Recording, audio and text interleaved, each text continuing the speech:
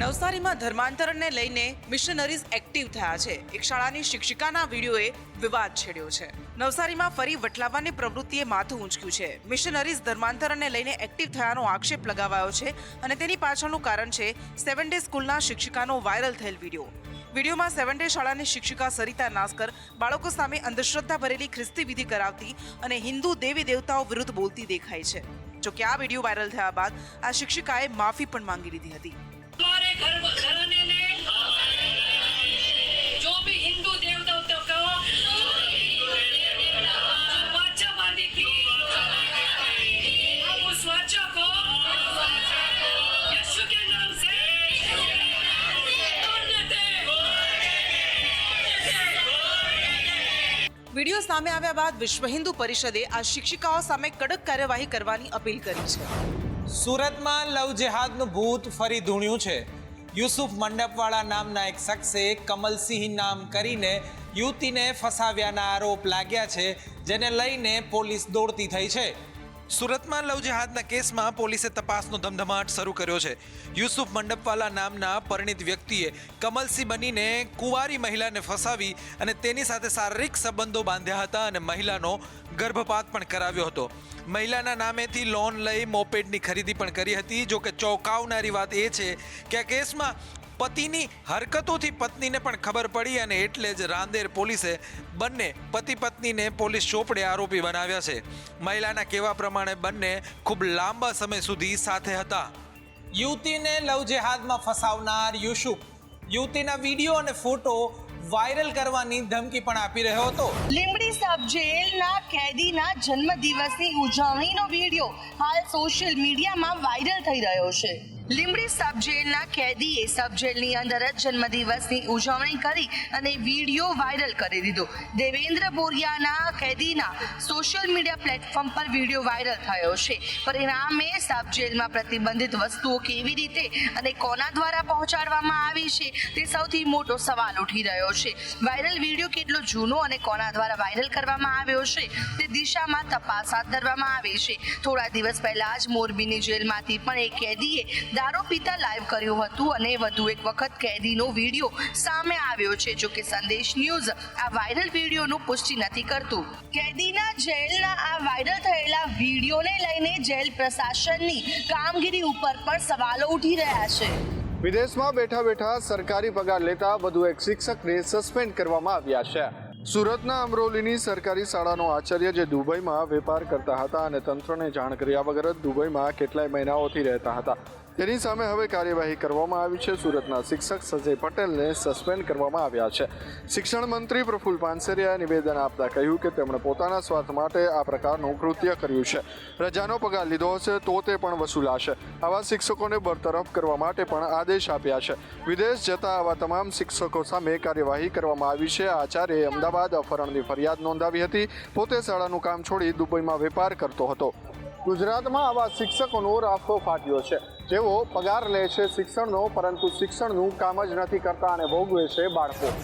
ગુજરાતના બહુચર્ચિત જીએસટી કૌભાંડમાં ભાજપના ધારાસભ્યના પરિજનોની પણ સંડોવણી હોવાનું બહાર આવી રહ્યું છે. 200 જેટલી બોગસ કંપનીઓ મારફતે અંદાજે 200 કરોડના GST bogus input tax credit કૌભાંડમાં ભાજપના ધારાસભ્યનું નામ પણ ચર્ચામાં આવ્યું છે.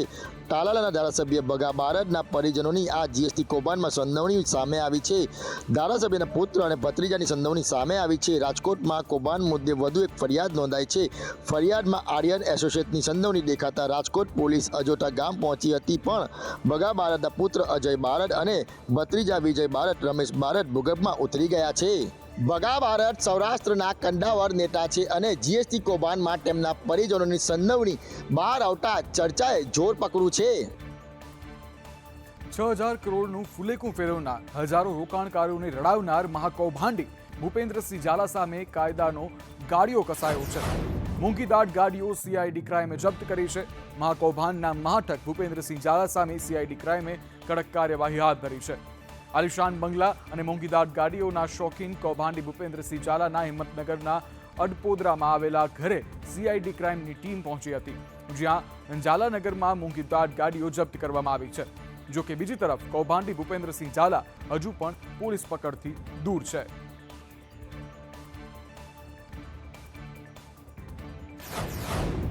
સાબરકાંઠાનો મહાઠગ ભૂપેન્દ્રસિંહ ઝાલા ફરાર થઈ ગયો છે, ત્યારે તેને લઈને મોટા દાવા કરતો વિડીયો સોશિયલ મીડિયામાં વાયરલ થઈ રહ્યો છે. પોન્ઝી સ્કીમની જાળમાં લોકોને ફસાવનાર ભૂપેન્દ્રસિંહ ઝાલા હાલ તો ફરાર થઈ ગયો છે, પરંતુ સોશિયલ મીડિયામાં તેનો એક વિડીયો વાયરલ થઈ રહ્યો છે, જેમાં એક શખ્સ દાવો કરી રહ્યો છે કે ઓફિસમાં થેલીઓ ભરી મોંઘી કારમાં રૂપિયા ભરીને લાવતા હતા. ભૂપેન્દ્રસિંહનું ચૂંટણી લડવાનું પણ નક્કી હતું. આ વખતે ફાઇનલ અને આવતી ટિકિટ 1001% તો મને લખેલું ભૂપેન્દ્રસિંહ ઝાલાની છે. મોટું છે, બહુ મોટું માથું છે. પૈસો તો સાહેબ 4 કરોડની વાત. કેશમાં લોકો પૈસા લઈને હું ધરા પડી એરિયાની થેલી પડી મારી છોકરી. ભૂપેન્દ્રસિંહે 2024 લોકસભા ઇલેક્શનમાં અપક્ષ ઉમેદવારી કરી હતી, જોકે બાદમાં તે ભાજપનો કાર્યકર્તા બની ગયો હતો. કરોડોની ઠગાઈ કરનાર BZ ગ્રુપના કૌભાંડી ભૂપેન્દ્રસિંહ ઝાલાના બાયડના ધારાસભ્યએ ભરપેટ વખાણ કર્યા. ઉત્તર અને મધ્ય ગુજરાતમાં પોન્ઝી સ્કીમ ચલાવી 6000 કરોડ ઉઘરાવી લેનાર કૌભાંડી ભૂપેન્દ્રસિંહ ઝાલાના BZ ગ્રુપના એજ્યુકેશન કેમ્પસ લોકાર્પણનો એક વિડીયો વાયરલ થઈ રહ્યો છે. ખુદ બાયડના ધારાસભ્ય ધવલસિંહ ઝાલાએ જ પોન્ઝી સ્કીમનું માર્કેટિંગ કર્યું હતું અને ભૂપેન્દ્રના ભરપેટ વખાણ કર્યા હતા અને કહ્યું હતું કે 1 ના 2 અને 2 ના 4 કઈ રીતે કરવા તે મિત્ર ભૂપેન્દ્રસિંહને સારું આવડે છે. કોઈએ ચિંતા કરવાની જરૂર નથી. 1 ના 2 કેવી રીતના થાય અને 2 ના 4 કેવી રીતના થાય, બરાબર, એમને ખૂબ સારું આવડે. એટલે અહીંના સ્ટાફ અને અહીંને એમની જોડે જોડાયેલા તમામ કહેવાય ને શૈક્ષણિક સંસ્થા સાથે જોડાયેલા તમામ લોકોએ ચિંતા કરવાની જરૂર નથી.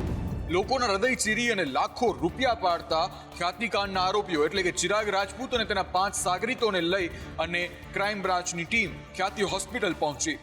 ખ્યાતિ હોસ્પિટલ કાંડના આરોપી ચિરાગ રાજપૂત સહિત કુલ 6 લોકોની અત્યાર સુધીમાં ધરપકડ કરાઈ છે. પણ આ ચિરાગ રાજપૂત વાર્ષિક 90 લાખ પગાર લેતો હોવાનો પૂછપરછમાં ખુલાસો થયો છે, તો અન્ય આરોપી વાર્ષિક 40 લાખનો પગાર લેતો હતો. આ તરફ હેલ્થ વિભાગ પર ક્રાઇમ બ્રાન્ચની નજર છે. વર્ષ 2021થી ખ્યાતિ હોસ્પિટલનો ઓડિટ રિપોર્ટ માંગવામાં આવ્યો છે, પણ છેલ્લા 4 દિવસથી ઓડિટ રિપોર્ટ આવ્યો નથી. એટલે હેલ્થ વિભાગના અધિકારીઓની મિલીભગત અંગે કાર્યવાહી કરાઈ રહી છે, કારણ કે તેની સંડોવણી વગર આટલું મોટું કૌભાંડ શક્ય જ નથી.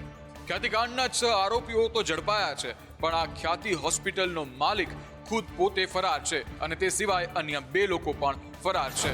અમૂલ ડેરીના પૂર્વ ધારાસભ્ય કેસરીસિંહ સોલંકી લાઈવ થયા હતા અને અમુક આક્ષેપો લગાડ્યા છે. અમૂલ ડેરીના વિવાદને લઈને પૂર્વ ધારાસભ્ય કેસરીસિંહ સોલંકી સોશિયલ મીડિયામાં લાઈવ થયા હતા અને તેમણે આક્ષેપ લગાવતા કહ્યું કે જિલ્લા રજિસ્ટ્રાર ચેરમેનના દબાણમાં કામ કરે છે. માત્ર અમૂલ સામે ઠરાવ કરનાર ચેરમેનના સામે તપાસ કરવામાં આવી રહી છે. ચેરમેનો દ્વારા સભા બોલાવ્યા બાદ ઠરાવો કરાયા કે કેમ તેની તપાસ થવી જોઈએ. ચેરમેનો દ્વારા અમૂલમાં 10 ઠરાવ કરવા અને સભા બોલાવવા મુદ્દે ઠરાવો કરાયા છે. આ પહેલા પણ લિંબાસી દૂધ મંડળીના ચેરમેન કેસરીસિંહ સોલંકી અમૂલ ડેરીમાં પશુપાલકો સહિત વિવિધ મુદ્દાની વિગતો સાથેનો વિડીયો વાયરલ કર્યો હતો. ઉલ્લેખનીય છે કે અમૂલના વિવાદમાં પૂર્વ ધારાસભ્ય કેસરીસિંહ સોલંકી અને વર્તમાન ધારાસભ્ય કલ્પેશ પરમાર હવે સામસામે આવી ગયા છે. પ્રધાનમંત્રી નરેન્દ્ર મોદીએ પણ ડિજિટલ અરેસ્ટને એક મોટું દૂષણ ગણાવ્યું છે. ત્યારે જો તમારી સાથે કોઈ આવી છેતરપિંડી કરવા માટે કોલ કરે છે તો ચેતી જજો. સુરતમાં સાયબર ગઠિયાઓએ 90 વર્ષના સિનિયરને ડિજિટલ અરેસ્ટ કરી તેમની પાસેથી 1 કરોડ 15 લાખની માતબર રકમ પડાવી લીધી. સીબીઆઈ, ઈડી અને મુંબઈ પોલીસ તેમજ સુપ્રીમ કોર્ટની ધમકી આપી હતી. સુરત શહેર સાયબર ક્રાઇમ ટીમને મોટી સફળતા મળી છે અને પોલીસે 5 આરોપીઓની ધરપકડ કરી છે. તેમની સામે અલગ અલગ 14 રાજ્યોમાં 28 ગુના નોંધાયેલા છે. આ ઉપરાંત પોલીસે 28 મોબાઈલ કબજે કર્યા છે, 46 ડેબિટ કાર્ડ, 23 બેંક ચેકબુક કબજે કરી છે. આ ઉપરાંત 9,50,000 રોકડ પણ મળી આવી છે અને 16,51,000 રૂપિયા બેંકમાં સીઝ કરવામાં આવ્યા છે. દેશભરમાં ડિજિટલ અરેસ્ટ થકી છેતરપિંડીના કિસ્સા સતત વધી રહ્યા છે. તે વચ્ચે સુરતમાં એક 90 વર્ષના વૃદ્ધને ડિજિટલ અરેસ્ટ કરવામાં આવ્યા. વડોદરા શહેરના કોયલી નજીક આવેલી ગુજરાત રિફાઇનરીમાં વિસ્ફોટ બાદ આગ પછી હવે બીજી એક દુર્ઘટના સર્જાઈ છે. વડોદરા નજીક આવેલ કોયલી ગુજરાત રિફાઇનરીમાં નવા બનતા પ્લાન્ટમાં લોખંડની ગટરો ધડાકાભેર તૂટી પડી હતી. 200 ફૂટ ઊંચાઈથી લોખંડની ગટર પડતા નજીકમાં આવેલ ગિરિરાજ સોસાયટીના મકાનો ધ્રુજી ઉઠ્યા હતા. જોકે આ ઘટનામાં કોઈ જાનહાનિ થઈ નથી. હજુ તો 15 દિવસ પહેલા ગુજરાત રિફાઇનરીમાં થયેલ વિસ્ફોટમાં 2 કર્મચારીઓના જીવ ગયા હતા, જેને કારણે 2 કિલોમીટર સુધીના વિસ્તારોમાં કંપન અનુભવાયું હતું. જે બાદ આવી વધુ એક ઘટના બની છે. IOCLમાં બ્લાસ્ટ બાદ આગની તપાસ હજુ ચાલી રહી છે. અહીંના આસપાસના લોકો હજુ પણ એ ધડાકાના અવાજ ભૂલ્યા નથી. તેવામાં આજે ગડરો તૂટી પડતા ફરી જાનહાનિની ચિંતા જોવા મળી હતી, પરંતુ ત્યાં કોઈ કર્મી ન હોવાથી જાનહાનિ ટળી છે. પરંતુ રિફાઇનરીમાં સુરક્ષાનું ધ્યાન રખાય છે કે કેમ તેની સામે સવાલ જરૂર ઊભા થયા છે. રિફાઇનરીમાં બ્લાસ્ટ બાદ આગમાં 2 લોકોના મોત થયા હતા, પરંતુ સદનસીબે આજે ગડરો તો પડી, પરંતુ કર્મી ન હોવાથી જાનહાનિ ટળી છે. અમદાવાદના નાગરિકોની હાલત પાડાના વાંખે પખાલીને ડામ જેવી થઈ છે. નાઇટ કોમ્બિંગમાં સામાન્ય પ્રજા હેરાન થઈ રહી છે. અમદાવાદમાં કાયદો વ્યવસ્થાની સ્થિતિ કથળી છે. ગૃહ રાજ્યમંત્રી હર્ષ સંઘવીએ ઠપકો આપ્યો અને પરિણામે નાઇટ કોમ્બિંગ શરૂ કરાયું, પરંતુ લોકો ફરિયાદ કરી રહ્યા છે કે સામાન્ય નાગરિકોને કેમ પરેશાન કરવામાં આવી રહ્યા છે. ગઈકાલે રાત્રે 1 વાગ્યાથી લોકો આરટીઓની બહાર પોતાના વાહન છોડાવવા ઊભા છે. પોલીસ કાર્યવાહી જવાબદાર લોકો સામે કરે છે, નિર્દોષ નાગરિકો પર નહીં. દસ્તાવેજના નામે આડેધડ વાહનો ડિટેન કરવામાં આવી રહ્યા છે અને તેને છોડાવવા માટે લોકો પોતાના કામકાજ છોડી કતારોમાં ઊભા રહેવા મજબૂર બન્યા છે. આરટીઓમાં પોલીસે આપેલા મેમોની વસૂલાત માટે યોગ્ય વ્યવસ્થા પણ નથી. તોફાનીઓને પકડવાનું પોલીસનું નાઇટ કોમ્બિંગ સામાન્ય લોકો માટે માથાના દુખાવા સમાન થયું છે.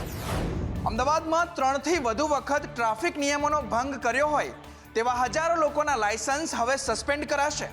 અમદાવાદ આરટીઓમાં છેલ્લા 3 મહિનામાં પોલીસ દ્વારા લાયસન્સ સસ્પેન્ડ કરવાની 3000 દરખાસ્ત મળી છે. 3થી વધુ વખત ટ્રાફિક નિયમનો ભંગ કર્યો હોય તેવા લોકો સામે કાર્યવાહી કરવા માટે પોલીસે દરખાસ્ત મોકલી છે. આ તમામ લોકોને આરટીઓ દ્વારા નોટિસ મોકલાઈ છે, જેનો 7 દિવસમાં જવાબ આપવાનો રહેશે. 7 દિવસમાં તેનો જવાબ કે ખુલાસો રજૂ ન કરાય તો લાયસન્સ સસ્પેન્ડ કરવામાં આવશે. આમાં મોટા ભાગના હેલ્મેટ વગરના ડ્રાઇવિંગના કેસ છે. 3000માંથી GJ1ની 1380 દરખાસ્ત છે. સપ્ટેમ્બર 2024 સુધીમાં 700 લોકોના લાયસન્સ અલગ અલગ ગુનામાં સસ્પેન્ડ કરવામાં આવ્યા છે. ટ્રાફિક નિયમોને હળવાશથી લેતા લોકો હવે જાગી જાય, નહીંતર તમારું લાયસન્સ પણ સસ્પેન્ડ થઈ શકે છે. વિવાદનો બીજો પર્યાય એટલે વડોદરાની MS યુનિવર્સિટી. ત્યારે આ વખતે વિવાદ વડોદરાની MS યુનિવર્સિટીમાં કોન્વોકેશન સેરેમનીના કારણે થયો છે. વડોદરાની પ્રખ્યાત MS યુનિવર્સિટી હવે વિવાદો માટે પ્રખ્યાત થઈ ગઈ છે. એક કે બીજા કારણસર તે વિવાદમાં રહે છે. MS યુનિવર્સિટીમાં હવે કોન્વોકેશન અધૂરું રહેવા પર વિવાદ ઊભો થયો છે. નવેમ્બર માસ પણ પૂર્ણ થયો હોવા છતાં કોન્વોકેશન અધૂરું છે, કારણ કે VVIP ચીફ ગેસ્ટને બોલાવવાની યુનિવર્સિટીની ઈચ્છા જોવા મળતી નથી. હજુ સુધી કોઈએ સમય ન આપતા કોન્વોકેશનમાં વિલંબ જોવા મળી રહ્યો છે. વિવાદિત VC વિજય શ્રીવાસ્તવ ચીફ ગેસ્ટની રાહ જોઈને બેઠા છે. પરિણામે 11 વિદ્યાર્થીઓની ડિગ્રી ચીફ ગેસ્ટની રાહમાં અટકી પડી છે. 541 વિદ્યાર્થીઓના ડિગ્રીના લિસ્ટનું PDF પણ તૈયાર છે. કોન્વોકેશન સેરેમનીની તારીખ જાહેર ના થવાના કારણે વિદ્યાર્થીઓમાં રોષ જોવા મળી રહ્યો છે. ત્યારે ABVPના કાર્યકરોએ આંદોલન કરવાની ચીમકી ઉચ્ચારી છે.